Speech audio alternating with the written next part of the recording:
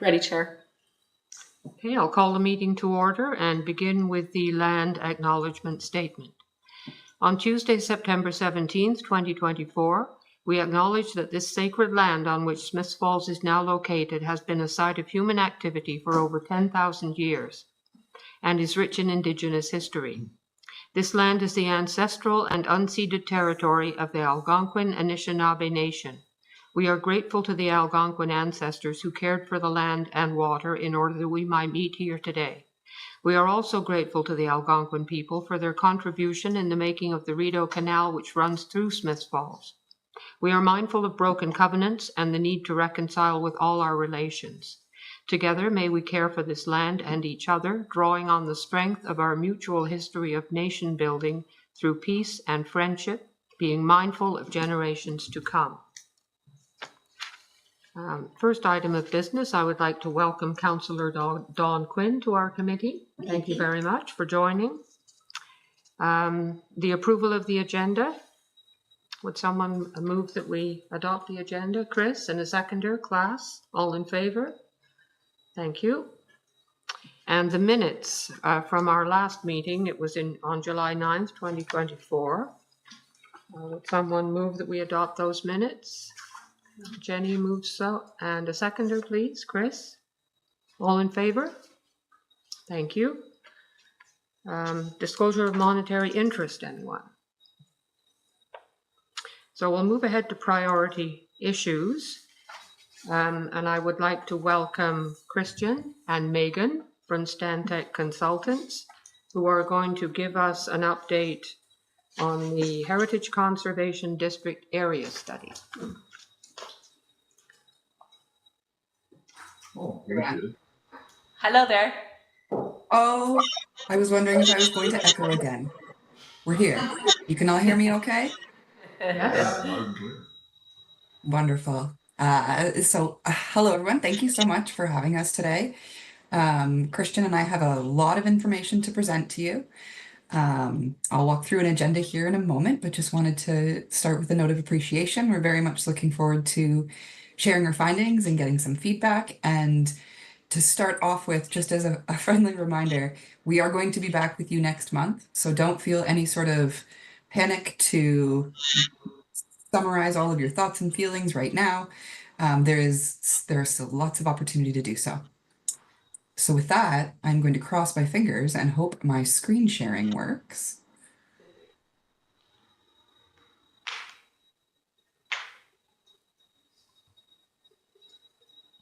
Let me know when you can see. Yep, have the first screen there. All right. Just get things set up on my end here. Okay. So as you may or may not remember, at Stantec, we like to start our meetings off with a safety moment and ground ourselves in the importance of working safe and returning home safely. As you have all no doubt noticed, there is some increased foot traffic out there in the form of children who are perhaps infamous for their lack of spatial awareness. So usually in September, we like to frame our safety moment around driving safely, obviously using a little bit of extra caution as the excitement of return to school, I'm sure captures all of the children dancing through the streets. But more practically, we certainly see an increase in not only vehicular traffic, but also bike traffic. So just a few extra blind spot checks for you to remind you that the children are running around.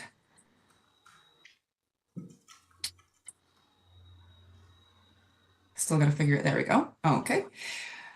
So on the screen, you'll see an agenda of what we are going to be talking through tonight, and one of my personal favorite pictures. We'll begin with just a quick overview, a reminder of where we have been, some of the information that we have gained, moving into the consultation summary. So we'll give you an update on what we heard from the public during our last PIC, and then also through surveys and a number of other touch points as well.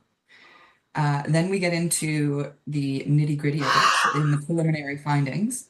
and heritage evaluation. So both of these sections are pretty heavy on the number of words on the screen. Again, we'll leave you with a copy of this presentation to review at your leisure, but we're just looking for the big concepts here. We'll go relatively quickly. Don't hesitate to ask questions as we go. From there, we get into the heritage evaluation, and we'll walk through both the Ontario Regulation 906 evaluation as well as the Ontario Heritage Toolkit evaluation. And as a result, the preliminary proposed HCD boundary that we worked through based on the findings and the evaluation. And then we'll highlight some next steps for you. And with that, we get into the project overview. So as a reminder again, you've all seen this study area, but just pulling it up onto the screen to remind you of the boundaries that we initially were working with. It's rooted around the historic downtown. Obviously, I don't think I need to situate you all. You're sitting adjacent or within it right now. We identified 237 properties, obviously mixed use throughout. Some of the primary civic structures are identified here, and then some of the more substantial private structures as well. Giving you kind of a basic understanding of the study area before we move into our consultation summary, at which point, Christian, I will pass it over to you. Do you want me to stand or do you want me to talk from here? What's easier for you? Why don't you talk about it? I'll stand to get I'll the stand. mic. I'll stand. Yeah, I can see my screen here. Good enough. Yeah, hello everyone. So just a background on the consultation that we've done thus far. We've been working through public information centers, steering committee meetings, municipal heritage committee meetings, and the council meeting that we have planned for the end of the year. So in terms of the public information centers, we have two as part of this phase of the project, of the study phase. The first one was held in May. It was late May, early June. And the second one, we're aiming for early November. Out of that PIC, we got a lot of good engagement from the community. We had 18 people show up in person, but then we had 43 people fill out the online survey. Well, 2 of those were paper copies, but we had 43 responses, which was really good and gave us some really nice insight as to what people were thinking here, which I'll go through a bit on the next slide. And then same through the steering committee, we've been able to just connect a couple times throughout the summer and discuss some of those preliminary findings, working with what properties are within the study area and seeing what how the HCD might shape out throughout the rest of the study. So yeah, moving on to the next slide, just with what we've heard. It's been a bit, there's been a variety of comments that we've heard from the community, the big thing being the importance of preserving the historical buildings within the community. The second biggest thing that we heard from them was a focus on the Beckwith Street corridor between Elmsley and Chambers. So that was brought up in a lot of the responses that we heard. So that's something that is to flag. And then we also just heard that if this moves forward, they want the regulations to be flexible for development and changes to be manageable and, you know, a straightforward process. But also there were other concerns flagged about some existing policies or some things that were going forward. For example, the redevelopment of the water treatment plant, that one came up a couple times. The water tower as well. So a lot of focus in that area down by Centennial Park and down by the canal was brought up, recognizing that's kind of at the fringe of our study area. That was something that we heard a lot about. So that's something that we just want to flag as well. The other one that came up, not a strange amount of times, was the last bullet there, the cohesive signage policies. That was brought up by a couple people. So if this does move forward, I think that's something that at least a couple people have voiced as something to consider as we move into next steps. So moving on to the next slide with our preliminary findings. So this is basically a summary of the synthesis of everything that we've done so far. So the first bit on the next slide was the historical narrative that was developed as part of the HCD study. So through that, we've identified 5 key thematic periods that kind of support the historical narrative of the town, and kind of how we've decided how we've been able to frame and categorize certain properties and building types within the downtown. So the 5 themes here are early Loyalist development, the Rideau Canal period, the railway age, industrial growth and decline, and tourism and leisure. So we're looking at the properties, and we're also keeping these themes in mind and these thematic periods to figure out how each property can contribute to each thematic period and how that plays into the larger narrative of the HCD study area. So we will come back to those in a sec, just keep them in mind. The next one was the boots on the ground data gathering. So it was the inventory of every single property within the study area, all 237 of them. So that was completed in March 2024, and throughout the summer we've been synthesizing that information, gathering information on building types, building materials, building styles, setbacks, floors, and all that kind of information, just to give us a really clear picture of what the building stock here in the HCD study area is. So we'll move quickly into kind of a bit of a breakdown from that, starting off with, on the next slide, property type.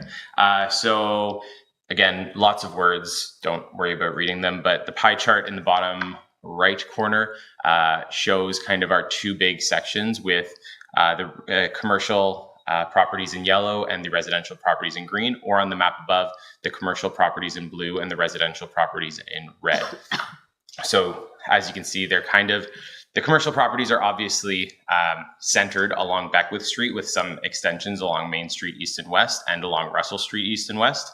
And the residential properties are limited more to the fringe, to the edges of the study area. So they're in more transitional areas as you move out from there. So there's a bit of a balance between the two. And again, 40% are residential, 9% are commercial. But when you factor in parking lots, vacant lots, civic buildings, places of worship, it kind of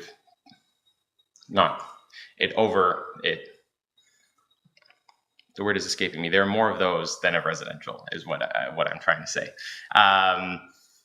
And then on the next slide, in terms of architectural style, there is mainly vernacular buildings. So there's not like a clear stretch of, say, Queen Anne or Second Empire or Edwardian buildings, though there are individual representative examples of those type peppered throughout the study area, but there's not a defined stretch. But a lot of them are historic vernacular buildings that date to a certain construction period, which we'll get to in a second.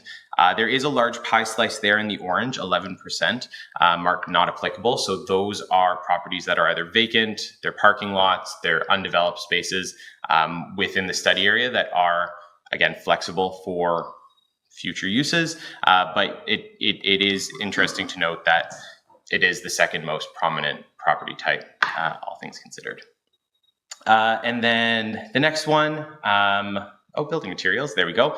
The major takeaway here is that there are a lot of buildings constructed of brick, the prime brick material being red brick, but other bricks combined, including buff brick, painted brick, and brick cladding is all 15%. So altogether, we're getting close to about half the building stock in the HCD study area being made of brick.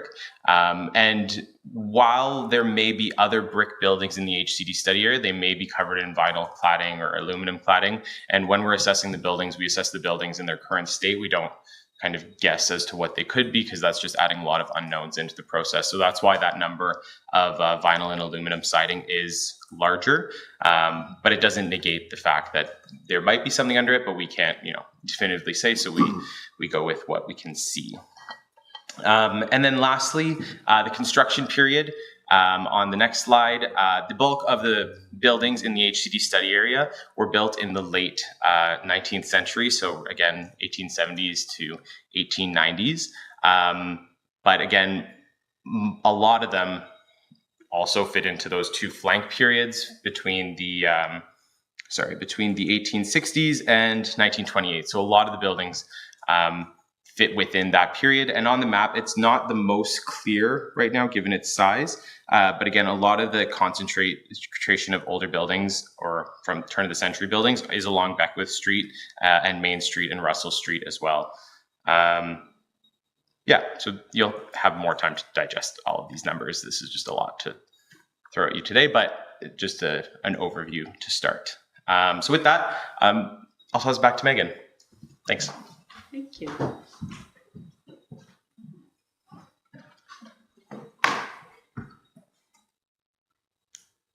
So the quiz will be provided at the end for architectural styles. I joke. A lot of information, and truly it's a snippet that we've provided, but all feeds into this ultimately the evaluation of potential heritage significance. So what we have here is an overview of the criteria. So as I'm sure everyone's familiar, in 2023, amendments were made to the Ontario Heritage Act to not just refine, but actually provide criteria against which a heritage conservation district should be measured. Obviously, for those of you familiar with 906, this is quite similar, but in the plural. So what we do when we do our districts is supplement this with what was previously used, which was the Ontario Heritage Toolkit. I'll get into that next, but wanted to outline these criteria for you, not only for your information, but also to help explain the 25% threshold. So according to the update, at least 25% of the properties within the defined area must satisfy 2 or more of the following. So we've got some mapping, I think hotly anticipated heat mapping that indicates the concentration of properties that meet this criteria. I'll get to that in a sec. But first wanted to share with you, if I can get to the next slide. There we go. The Ontario Heritage Toolkit. So this was what was previously used. I'm not sure how familiar everyone is with the district designation in the toolkit. I could probably talk about the toolkit for quite some time. Happy to answer any questions, but what this does is ground the district in these 4 core concepts. So concentration of heritage resources, a framework of structured elements, a sense of visual coherence, and then a distinctiveness. So these are what we had previously understood districts to represent. Now we've got the 906 evaluation specific to districts to kind of bolster that. What we've seen in the almost 2 years that we've had this 9/6 criteria and the handful of districts that we've done, it's these qualities that the community tends to understand a little bit more abstractly, as opposed to getting into some of the nitty gritty about whether or not a series of properties have associative value or how we define the context and some of the more nuanced conversations. So we use these concepts as kind of described on the screen here to provide for what we refer to as a defensible district. I'm sure you'll all remember the first time that Christian and I were here echoing into your ears and talking a lot about defensibility. Districts, as you may or may not know, have become increasingly litigious. And I mean, we've got experience on both sides of the table for that. What we like to do is ensure that we're providing recommendations for the most defensible district. And these 4 criteria here speak to defensibility. So with that laid out, again, I really dislike how text heavy these slides are, but what we did is take 9/6 and evaluate the entire HCD study area against it. Here we've got the criteria on your left, the justification on your right.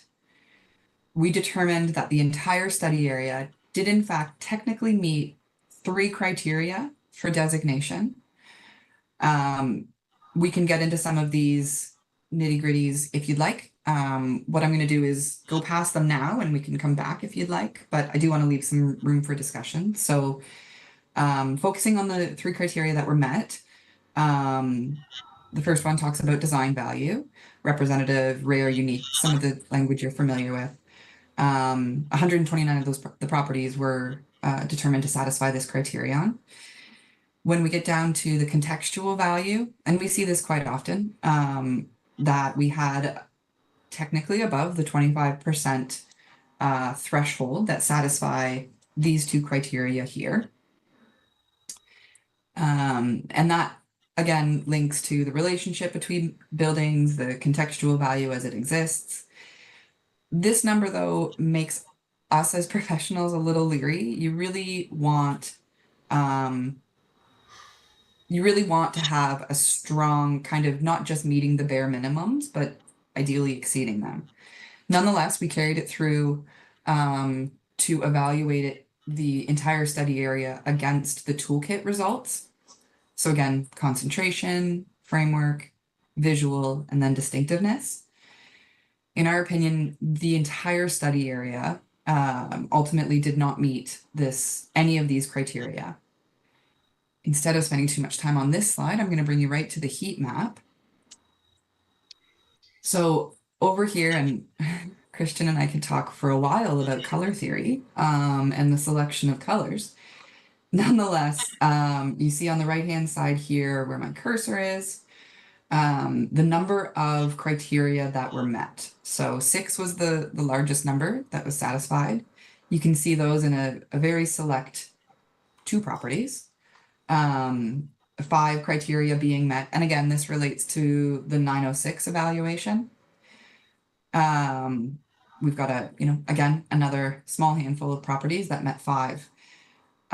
What we saw with this heat map that I think kind of matched what we were seeing in the field was a concentration of resources. So first we had the concentration of Beckwith Street itself, where you see a number of these, yellow and orangey type of properties kind of fitting along here. And then down towards the south portion of the study area, this kind of complex down here. You heard Christian mention before some of the feedback that we received on the water tower and the mill property. So these are where the concentrations, as we identified them, were identified to be, excuse me. So what we did is we took those properties. Oh, and let me go back for a second. I should say too, this is just a general representation. We're working on the final refined proposed study area. However, we'd like to get it in front of staff as well before we have any sort of firm boundary discussions. But all that to say, we took this refined study area and we put it through the same evaluation criteria. So similar numbers, 52 properties on the design side of things. But where we saw, and again, not surprising that it was the same criteria met, but where we saw the significant increases were in the contextual relationships. I've got a comparative slide here and a couple of slides, but suffice to say, the increase in concentration, I think, reflected a lot of what we had seen previously, what we had heard from the community, with obviously some notable exceptions, but builds up the case for the district and speaks with a little bit more defensibility to what's there. The biggest change for us was the toolkit characteristics. And again, as I mentioned, this is where defensibility really, the rubber hits the road, if you will. So through a refinement of the study area, we were able to see more of these criteria met, and kind of tell a more cohesive story with the district. What I'll do now is just pull up the summary. You can kind of compare and contrast the different findings. So at this stage of the project, refined study area is not necessarily the name of the district that we would make sort of recommendations related to, but it's the best way that we have to articulate a reduced study area and that concentration. Excuse me. So again, here's the concentration that we're looking at, generally forming along Beckwith. A few kind of notable exceptions here along Main, East and West, and then again the southern portion of the study area. Next, we're going to get into next steps. Couple slides on that, and then I'll open up the floor for questions.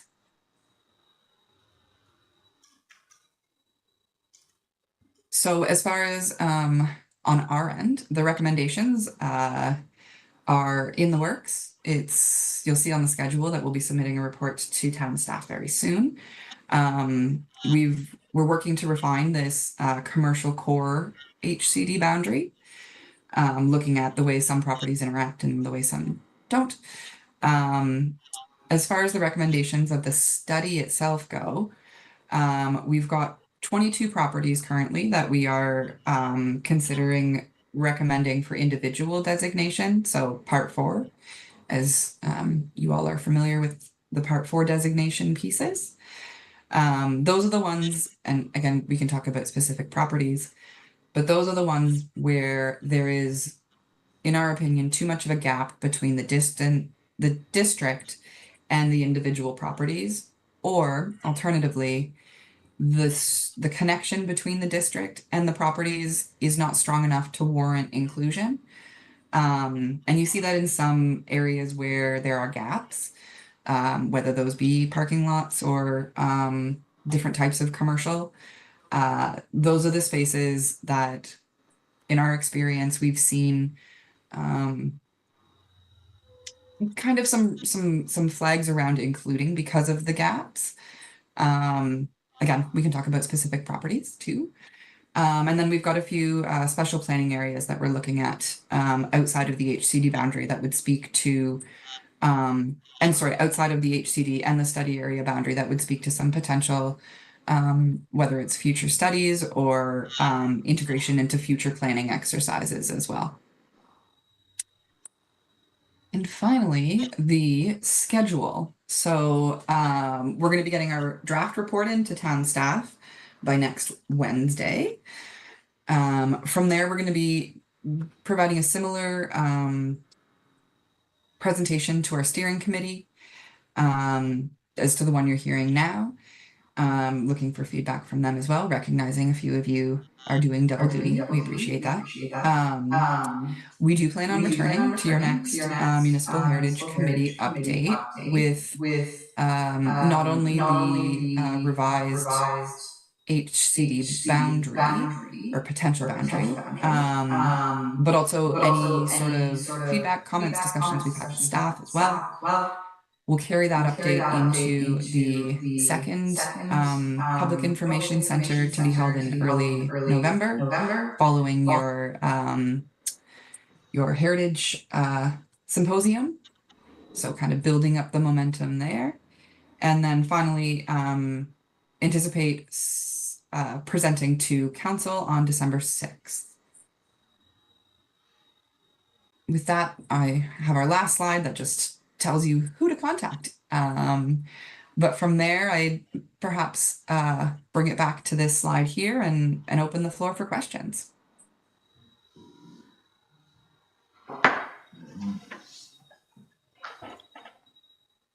Go ahead, Chris. Sure.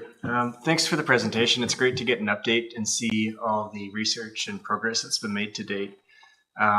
I find the boundary discussion a little frustrating because when I look at the properties that we have in our properties of interest list, which for us is essentially properties we want to designate, but without the property owner's consent, we haven't had the political will to do so. It just isn't reflective of the heat mapping that I see here. I think it's short-sighted to look at the Rideau Canal as a boundary when really the Rideau Canal is the center of the whole, the heritage of the center. All of those sections at the beginning, the first slide or two, or all those phases have been centered around the canal and the influence it's played in the town. So I think it's short-sighted to not look. When I look at just south of where it turns to Brockville Street, there's a high concentration of properties that meet multiple criteria from the cultural, architectural, social history, and we don't look at them here. And I think that if we're going to look at taking out sections, we also need to look at those sections that are adjacent that may be able to be tacked on. I find it really frustrating when we talk about the 11% of empty land in the district as being disconnecting, because the biggest problem we've had in the last 30 to 50 years of redevelopment in the town is that there's been fires, there's been empty lots created, and the development that's taken place there has not been reflective of the architecture around it and the heritage district around it. So to say that that's a good reason to leave out or orphan these different areas of it, to me, is really short-sighted and indefensible. Like, this is the whole point of what we're trying to do here. When we look at places of worship that form boundaries to me, would form boundaries to the HCD, it's short-sighted of that. And I just, I don't know that, I just, and it's hard because we just see these slides and I don't see what the data and the research is behind it. So I can't, but from my experience of being on this committee since 2015, I don't know that this is reflective of my understanding of the downtown core. Further to Chris's comment, the area along Chambers Street doesn't appear to be included either, where there are many historic properties that connect.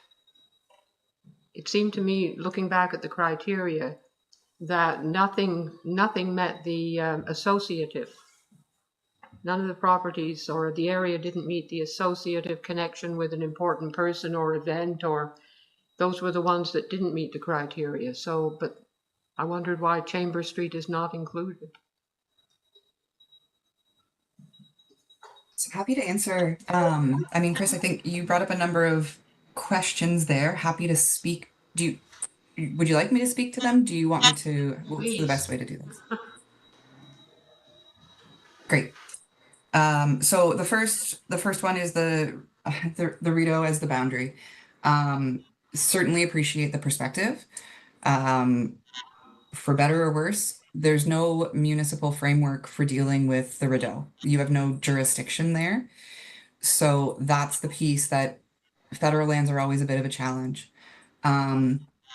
Having said that, what we've done down here is a recognition of obviously the importance of the falls and a number of other resources. So where we can, we will be recommending inclusion of these municipal lands. As far as reaching past, I think that's what you were making reference to. Is that right? On the other side here, down in this area? Say in the canal property, but it's a connecting link. It's not a boundary. And when we look at the 2 to 3 blocks south on Brockville Street, there's a very high concentration of properties there that meet multiple criteria that aren't reflected in this mapping right now. Agreed. So this is the thing with districts. It's always a bit of a challenge coming up with the original boundary. We certainly did look outside of the study area boundary that we were given and definitely acknowledge that there are additional lands to be considered.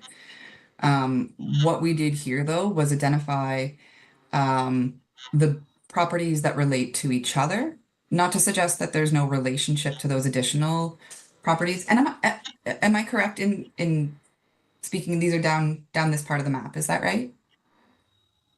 Those are the ones you're talking about, or are you talking over Chambers? Well, both. Yeah, sorry, we can't Okay. see your because our screens aren't great, but Oh, okay. All right. I'm pointing over here. internal use only is and how it goes through the Parks Canada property. On the other side of that, there's a really high concentration of properties that would have, if the canal property was looked at as having high value, they would be adjacent to that and therefore adjacent to the downtown. So that's where the connectivity come in my mind. But Yep, no, and I certainly see that. Ultimately, at the end of the day, there's nothing that we can do with this district legislatively or policy-wise that can speak to the waterway. That's something we've seen in other places as well with districts, working within the tools that we have available. As far as the connection to additional properties outside, I appreciate the logic and I see it in that, once you have the river included, then you have additional ones included. That's the slippery slope that we have seen cause districts to be rejected. Our job is to recommend to you what the strongest and most defensible boundary will be. And I appreciate we certainly struggled. Oh, you can't see my cursor. I keep using my cursor. We struggled with the area certainly along Chambers, for example. The challenge you have with the parking lots or the non-contributing resources or properties that don't meet the heritage character that we've defined here is that they become the weakest link.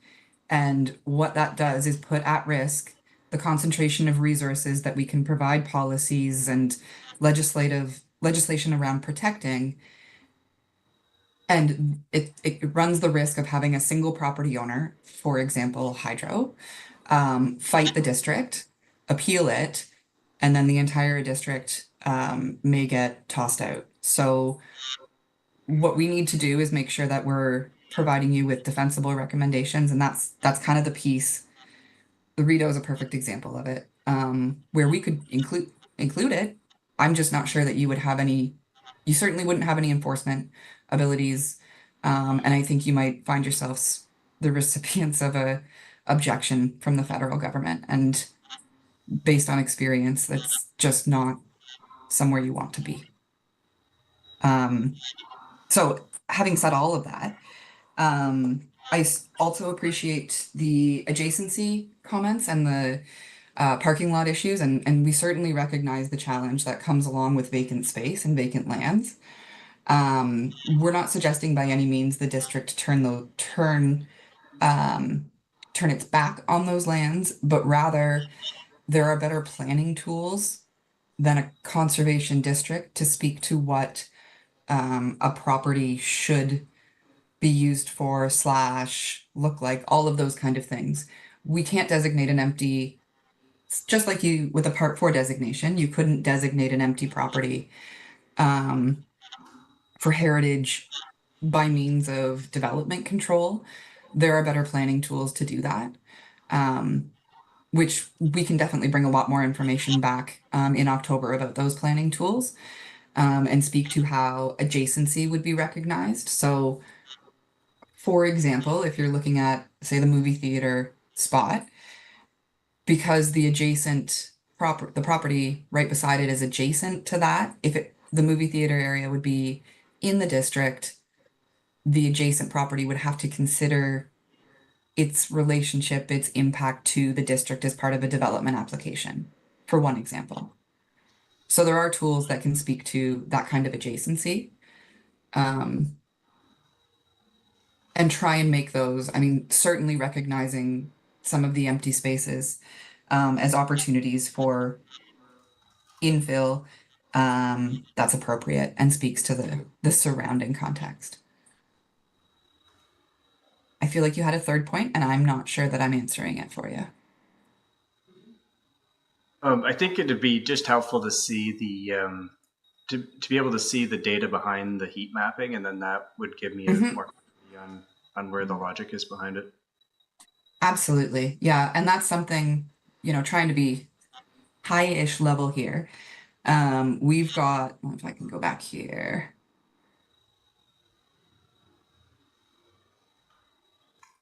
Bear with me. In a lot of this, the construction period, architectural styles, that kind of stuff, we've got more sections that look at concentrations and mapping, like this kind of land use map, as well as, there's our age map. Construction period too. So yeah, it's all contained within the draft report, which I think will give you that kind of information you're looking for. Megan, in one of our conversations earlier, we discussed some of those concentrations of heritage sympathetic residential properties that are all sort of on the fringe of the downtown, and how the the residential character of these properties, while being historically significant, how those related to the commercial function of the properties along Beckwith Street and those abutting streets. Could you explain, I guess, just summarize, I guess, the decision making as to how you looked at those relationships in defining, I guess, your recommended HCD area that really focuses on the commercial core along the Beckwith spine? Absolutely, Carl. Yeah, thanks for the question. We certainly did take a very detailed look on some of these periphery properties. Trying to think of which slide here would help articulate that.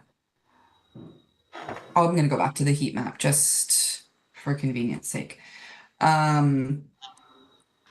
And you can't see my cursor. I will stop using my cursor.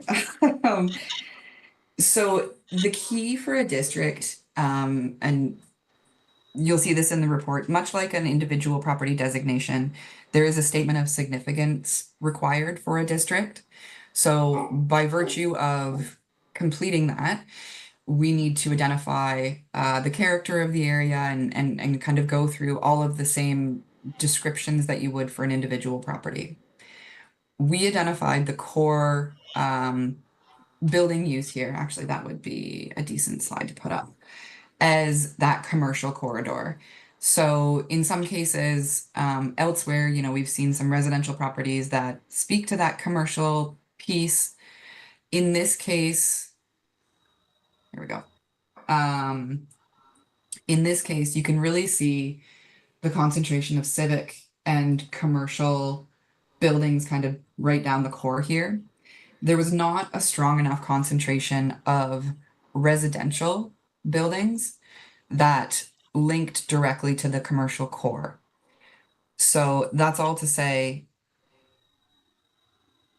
the strength of a district really relies on its identification of heritage character. So we endeavored, based on the data and the research, to define that character and include properties that support that character.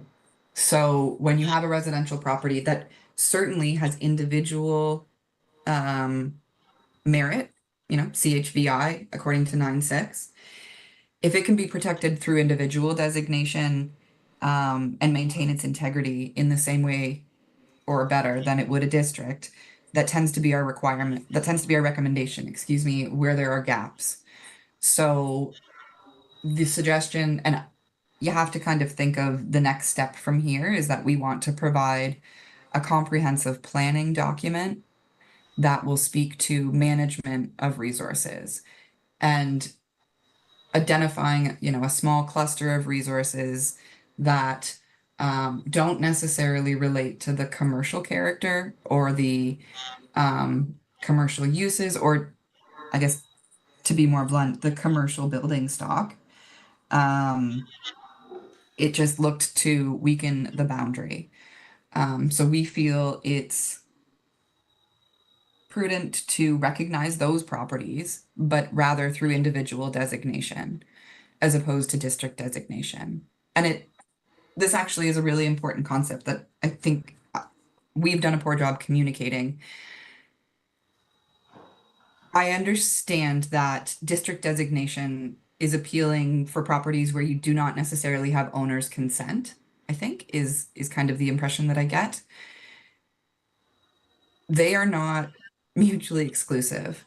You will get appeals related to designation, whether it's part 4 or part 5. So if the hope was to get, an unwilling landowner kind of capture their property for preservation purposes through the district, the risk is actually higher that they would appeal it through the designation process and then cause the entire district plan to be appealed. So it would run the risk of prioritizing the designation of a few that could be accomplished probably with more precision at the part 4 stage. So working with the property owner to understand what their concerns are and provide a more direct statement of significance, for example, and identification of heritage attributes through individual designation. I spoke a lot there. Carl, does that kind of get at some of the decision-making processes that we went through on those adjacent properties? It does, thank you. More questions? Jenny, go ahead. Yeah.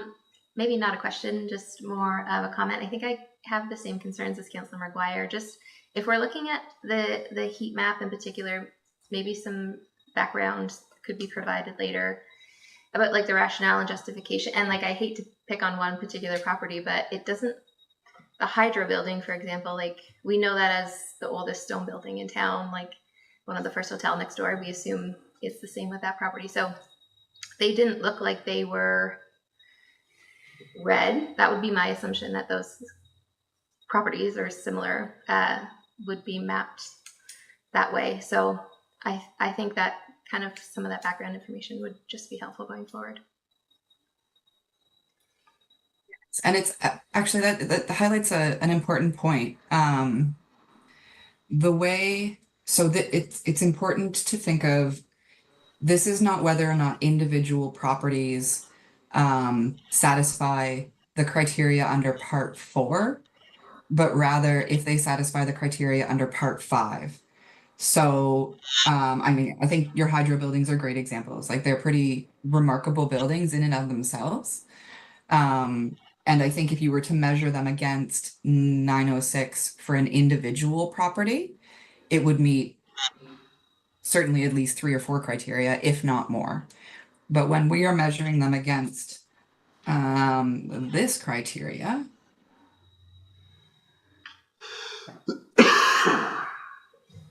this is where I went back the wrong way here. These are the criteria against which we had to measure them. So,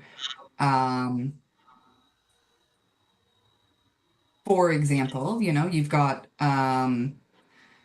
the properties collectively as opposed to the individual property.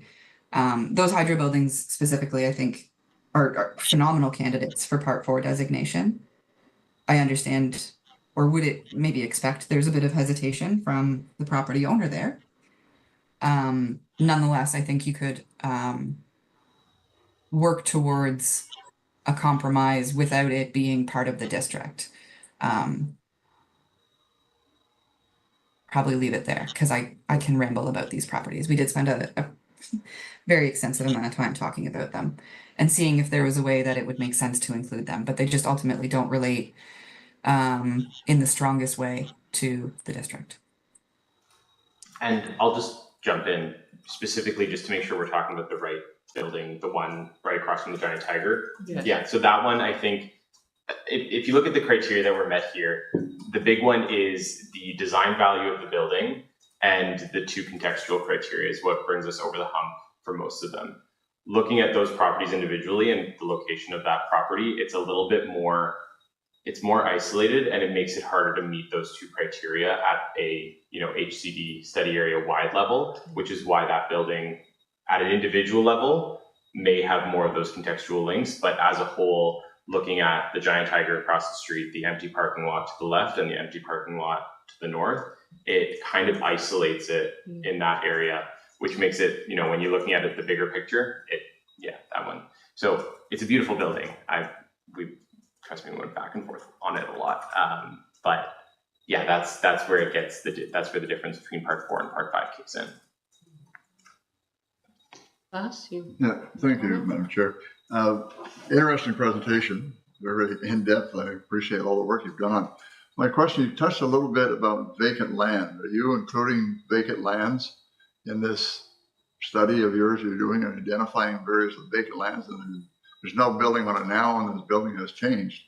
But the vacant land did have fairly significant value to the town of Smith Falls. And I'm specifically talking about behind Canadian Tire where Foster Woods building was. That whole stretch of property was a massive, massive factory that produced farm machinery implements that went to the West and went to Europe and all over the place. But again, I guess you did touch a little bit that that's Parks Canada stuff now, right? That specific example, I believe, yes. Vacant land is challenging in the best of times. When it comes to district recommendations, we certainly acknowledge and want to try and celebrate what was there, but we need to look at it with a distinctly what's there now kind of lens. I think the kind of dramatic example I've used in the past is the idea of designating a single property that's surrounded by vacant land as a district, and the same amount of control, or rather consideration for impacts to heritage, would be given to, or we would suggest would be given to the adjacent properties, whether it was individually or district designated. So I certainly appreciate, and particularly in spaces where significant building loss has already occurred. I definitely, I think as a historian, I recognize the importance of these lands and looking at them as a way to identify areas, identify opportunity areas. The challenge is it's not a heritage question so much as it is a planning question. And we're laser focused here on the heritage character versus planning controls. The planning control piece we get to once we establish the character components, right? So I'll leave it at there, but I certainly recognize, I mean, open space presents a number of opportunities that I think this district can speak to, and in some ways kind of already does, where we feel it's defensible enough. Is there a way to just indicate that there's property that was something on it at one time? I don't know. I mean, because I can name 2 or 3 other ones for you, that properties that there was something on one time. Well, I'll throw one out there. Giant Tiger, when that was under construction, they dug down in there. There was a button factory in that parking lot at one time.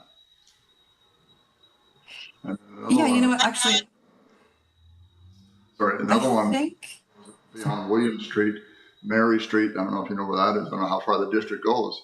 But the Tom Lumber Company, right, Don?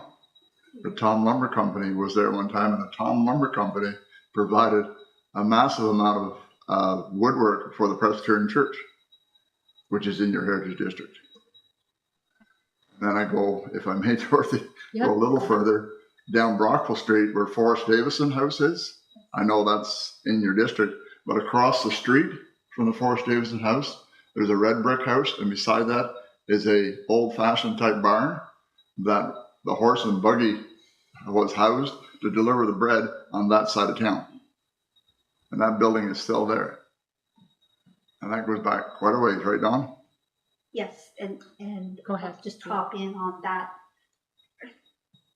And just coming into this and getting all this information is a little overwhelming, but I hear what you're talking about.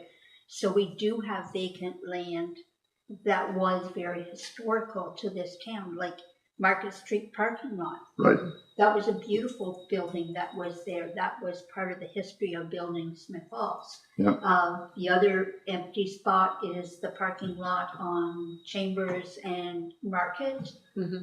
And that was, again, was another beautiful building with lots of history with it. So I think we have to recognize these empty places, these empty spots. Maybe there's not a whole lot we can do, but we can't just brush them under the carpet. So they have to be recognized. And Frost and Woods, well, we were in Texas back a few years ago, my husband and myself, and as we were in the museum for the San Antonio Shoe Company, there was a sign from Frost and Woods, right. Smith Falls, Ontario, Canada. So they went far. So those kind of things need to be brought in also. But unfortunately for us, those buildings are no longer there, and that's why I'm assuming that's why we talk of the spaces and the fact that it's not really cohesive because of these empty spaces, right, where things used to be. Could you please say specifically what the tentative boundary will be? Because it's hard to tell with a blue circle. That's the blue circles by design. I'm sorry. We will when we come back in October, we will have a property specifics. What we wanted to present here was concept staff to review our report before we come out with any sort of public boundary. And by virtue of, the meeting being public, we don't want to Yes, right. commit to anything before we have staff review of it. So we'll have that in October. I also think, and Christian, we can talk about this. I'm curious if there is a way that we could look to a program of identifying past uses of vacant land. I'm not sure how it would fit into like a policy framework. Nonetheless, I think that's something that we could certainly speak to in our recommendations and frame as an opportunity for acknowledgement. So leave that with us. We'll take that back and see if there's a way that we could perhaps speak to some of these stories that we've heard and look to our planners to see if there's a way to incorporate that into maybe even some ongoing planning. Just I'm following up. I like that idea that you're going to look at this, and just because some of this property belongs to Parks Canada is no reason for us to turn our back and walk away from it. Parks Canada, in my opinion, need to step up to the plate and start helping us here. So thank you for what you're saying. I appreciate that you're going to look to see what we can do. That's great. I appreciate that very much. Thank you. And Carl, you wanted to? Oh, just a quick note as well that we are in the early stages of actually drafting an official plan and updating our official plan policy. So I think that the timing for this conversation is excellent. Again, I think some of the and I'm just a lot of the conversation that I'm hearing here, I sort of have official plan on the brain, and I'm trying to think how can we advance this in the OP. It would be, and certainly I'd look to Stantec to give us some advice and guidance where the district is appropriate, but also the other planning tools to really leverage and maximize the protection throughout the broader study area. With the OP process underway, I think there's an opportunity to have some policies built in fairly efficiently. Okay. Good. More questions? Yeah, Jenny? Just really quickly, I think it was mentioned how many properties are on the list for part 4, but I didn't catch it. 22. I think last count I had 22. Thank you. And they are within the study area, are they? So they're within the larger study area, but outside of our proposed district boundary. Thank you. Any more? Well, thank you very much for your presentation. Very useful information for us, and we really appreciate all the work that you have done. Thank you again so much for having us. We really appreciate it. Looking forward to sharing more information and taking some of this away and seeing what we can do with it. Thank you, everyone. Thanks, Megan. Thank you. Thanks. Thanks, Christian.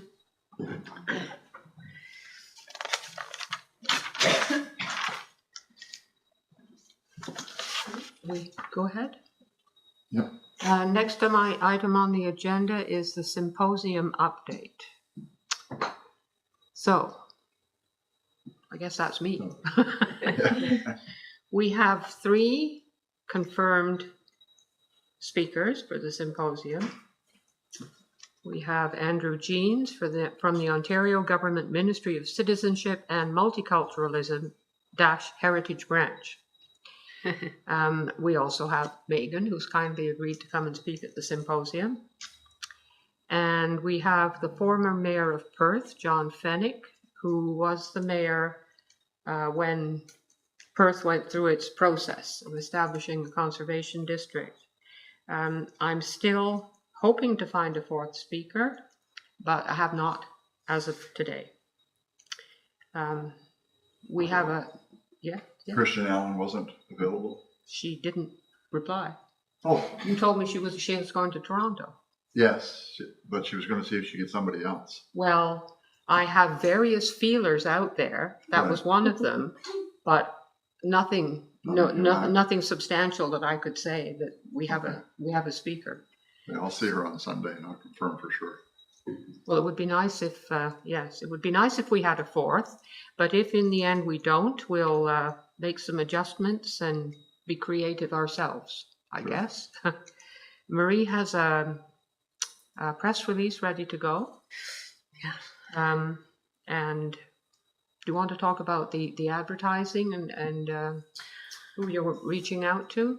Sure. So the distribution for, we did a save the date poster. Claus has a couple of copies there. I think the committee has seen that. So we've done a distribution on this already. We're going to do with the poster twice more, unless the press release is ready, for the Record Journal news and notice section of the website for Smiths Falls, on community bulletin boards. Thank you, Claus.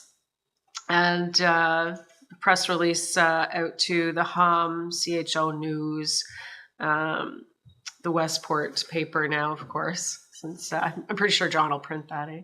I would think so. Yeah. Yes.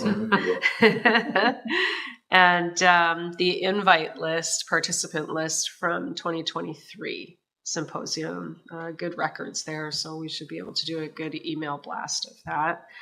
And then for the press release, also going regular interval initial blast on Facebook, MyFM, and I'm hoping that they'll want to do interviews, of course, from that.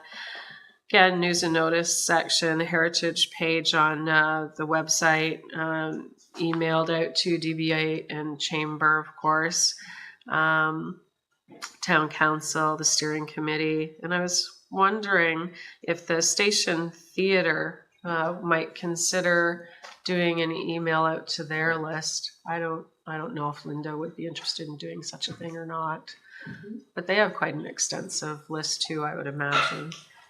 Can you think of anywhere else it should go? Thank you. Well, when you say that, you make me think of Heritage House. Then Yes, of course. Do they have a? You didn't mention that, did you? No. I wonder if they have a distribution list, or the Historical Society, or what? And the Railway Museum. And the Railway Museum. Museum. That's right. Yeah. Yeah. A lot of. And what about the Lanark County Archives? I saw them on the invite list, of course. So yeah, maybe with some of those specific ones like that, I'll ask them if they can pass it on to their mailing list as well. Yeah, because we have a meeting coming up on the 27th of September. Oh, perfect. So I'll bring one of those with me. Nice. And the press release should be ready by then too. So I'll make sure everybody on the committee gets a copy of the press release once it's released as well. What about the cost of the Hum? Is that something that we want to spend on that advertising? I don't know. That's up to the committee to determine. I don't know if you've advertised this event in the past or not. If you start, usually it's something you have to keep doing initially, and then how do you choose which venues you want to advertise in? Those would all be considerations. I don't know the answer to that. You, Chris? Do they have a community events? You know, that event Yes. section? Maybe Yes, just they- posted it to that. But we might, I don't know what their publication schedule is or how many weeks before they need it. They need it by, they said the 22nd of September, and they have advertising rates for basically for the poster, I suppose it would be. Okay.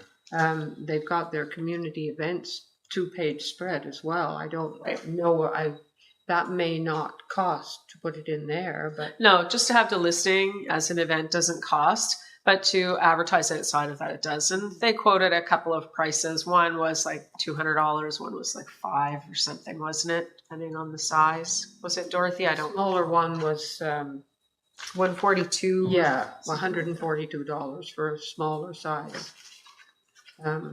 Sorry, I didn't think to bring that information. I thought of that because when I leafed through it, I noticed that there were other heritage events being advertised in the hum. So do we think it's worth spending some money on I don't know. If all our other advertising has been free, I don't really know the answer. Maybe for this year, I'm thinking the target audience I'm envisioning is really our downtown businesses and residents. And what I think of the hum spread, like it's going to Perth, it's going to Elmont, Yeah. and those places have already done this. That's true. So maybe if we could get it listed as an event, but Yeah. maybe Yeah. not spend the money. Yes, without I being think, cheap. yeah, because when I saw the rates for it, I thought, well, do we really want to spend that on? Maybe if we can just get it in the community events section then, Right. and not have to spend money on advertising. Well, you're right.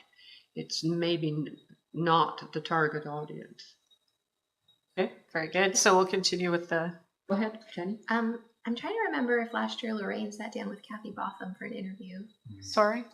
I think last year Lorraine sat down with Kathy Botham for an interview. Oh, okay, So great. maybe we could have somebody Yeah. do that again this year. And who volunteers? Do you volunteer? I was thinking you would be. Oh, As me the chair. again. I can see that going. And not being critical, but make sure that the notices go out early. Yeah. Because like even with myself, I'm still working. Now I've got it booked off, I do. But you know, a lot of people have their schedules all set up and then they say, oh dear, that's the day Right. we're already booked for something else. So you need to get the notices out early and then repeat where you can, whatever. So as soon as the press release is good to go and you decide if we're going to wait for more information on a fourth speaker or not. I don't think we should. I think we should get on with the press release. Yeah. Okay. We've got 3 strong presenters, and so if we find a fourth, that would be wonderful. But I don't think it has to be in the press release. Do you agree? I agree. Yeah. Okay. Okay. So we're golden. Everything I can do else that is this there. week. The theme, the quotes, the location. It's all there. Okay. So I can work on starting distribution this week. And if anyone has any wonderful idea at anyone else I might be able to contact, feel free to let me know because I have run out of ideas. I've got, calls here and emails there, but no concrete results. So, Is there anybody from Merrickville? well, I haven't tried that. I don't. I mean, they're close by and they have done heritage work, Merrickville. I'm just wondering if there was anyone there that would be a good speaker. Just, I don't have anybody to suggest. That's the problem, right? Not knowing, right. not having a name. If I have a name and I can find the phone number, that's fine. But Remember Gary Clark? I don't know if Gary's still Gary around. Clark. Yeah. Is Yeah, he? I think he's moved to his lakeside or riverside property. He sold everything in Merrickville. Did he? Yeah.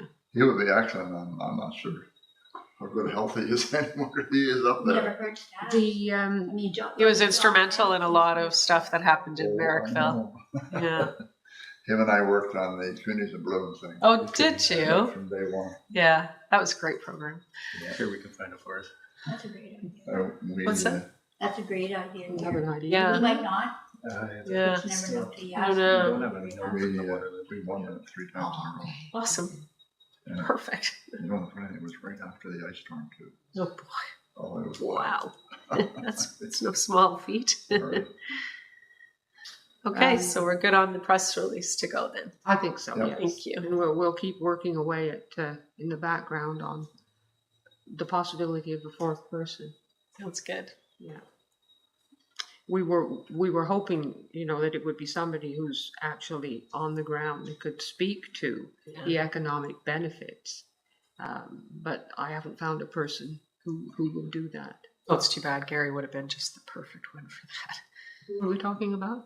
Gary Clark. from Gary there, Clark, so- yeah, he would but- be excellent, but Yeah. I haven't seen him in years. Yeah, me neither.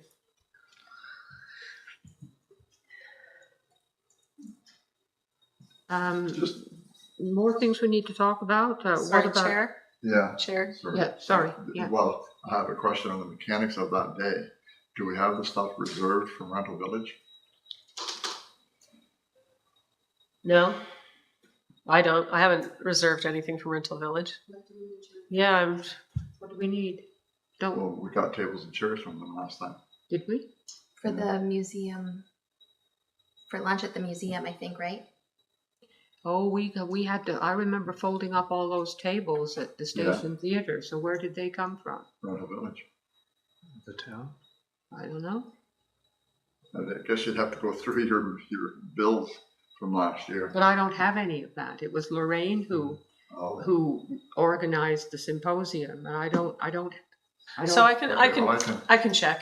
Check with Rental Village and see if they, But we Yeah. may not, sorry, Go we may ahead. not need them if we're at the, because we're not changing locations, right?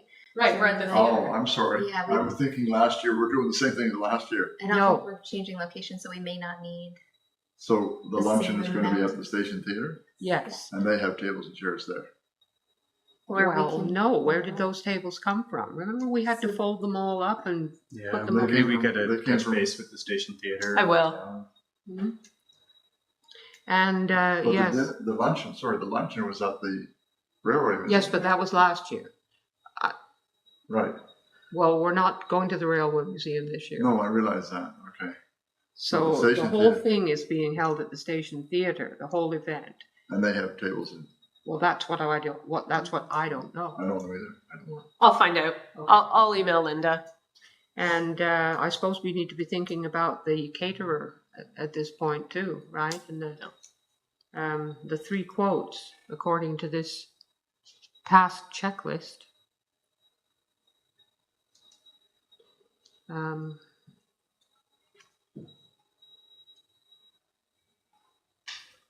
I guess that's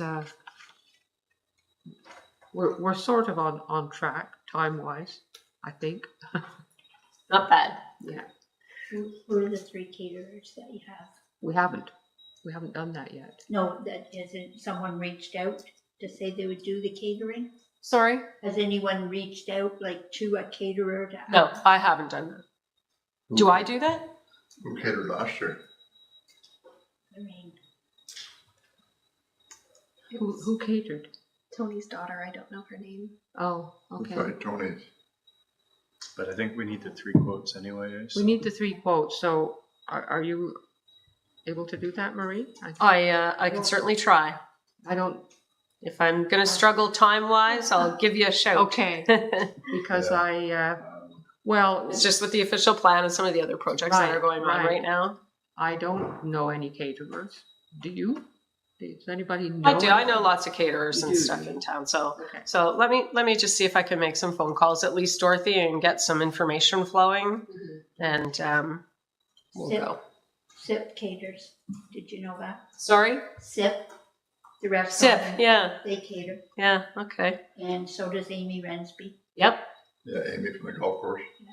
I don't know about DeLuca and some of the others, but yep, I'll check. We're doing sandwiches again. Soup and sandwiches we did last. I think we should avoid soup Yeah. because It's tricky. it's too tricky to carry it about. No soup. Well, no, then you need a plate and a bowl. Yes, I agree. Yeah, and a spoon. No, no soup. it It can be it can be salads Yes. and sandwiches, but to have two different, when you're going through a line and Yes. Why don't you ask the caterers, because maybe they wouldn't use a bowl, maybe they'd use a cup. maybe. Yeah. Or maybe they They just might have some serve so they ideas. put everything on one plate, like put the little bowl on a plate or something. Well, I'll figure it out. They're the ones that know how to cater, so ask them. What's that? They're the ones that know how to cater, so That's ask true. them. Yes. Leave it at that. So if the tables and chairs are at the Heritage, the Railroad Museum, Station Theatre. Station Theatre, sorry, do we set them up? We did before. I That's remember right. setting up tables and folding them up again when the event was over. Yeah. That was my major contribution. I certainly did not organize. No. So we need to make sure we've got. And those with us. I don't mind doing that with the caterers. I just No, it's know, okay. I just need to know who to call. That's Right. all. No, Yes. it's all good. We'll work on it. We shall. Yes. And I then don't if mind you're carrying going the to be tables. setting up tables, you need to be in there before that day. Yes, Definitely. the day before. Right. Yeah. Right. It's Which would be Sunday. it's all written in with the It's a contract Sunday? with Linda at the station theater. So Yeah, I can be there. and on there's Sunday, set up. tech check and stuff like that beforehand. All that. And I think that's also the day before. Oh, yes. yes. Just a That's a Sunday. mic check. It's very simple tech we need, so it's good.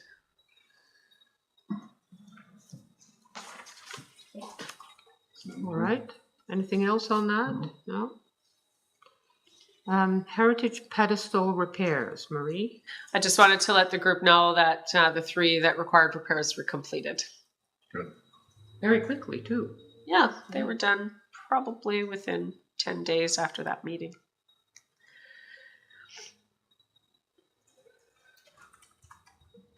Are we looking at doing any more, or leave it till next year?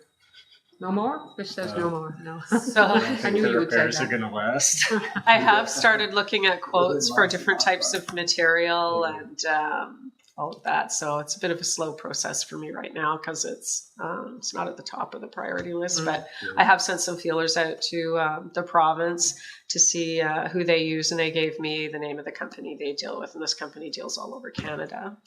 And I also did talk to Howling Designs about it as well.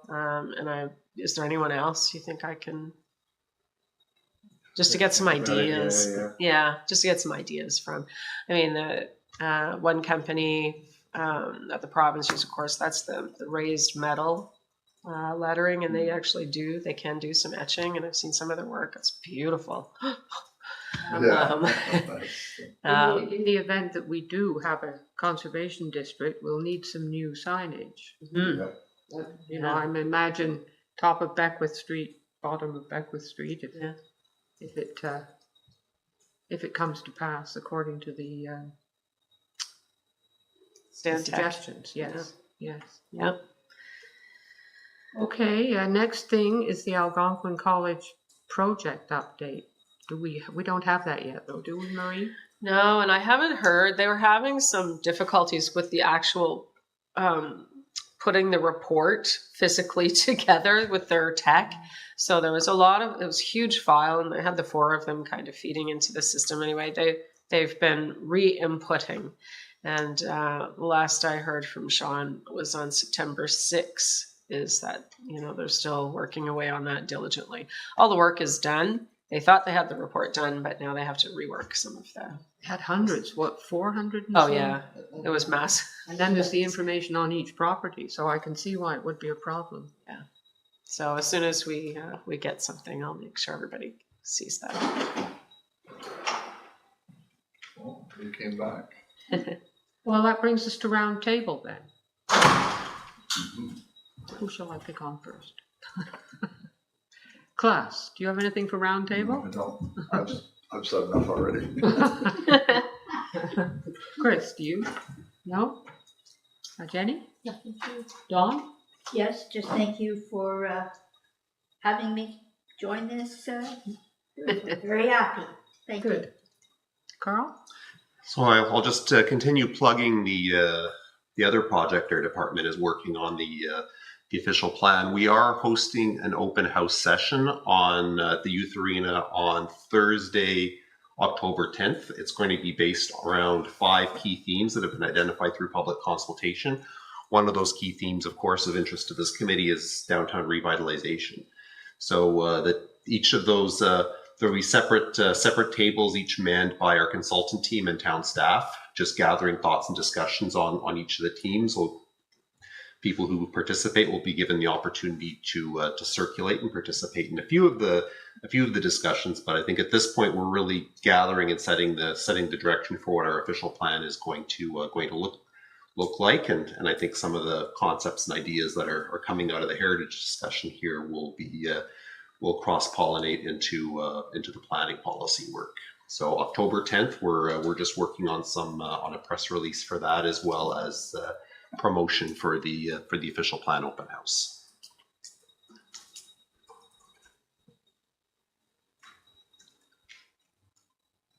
Marie, do you have anything you want to add? Richard, do you have?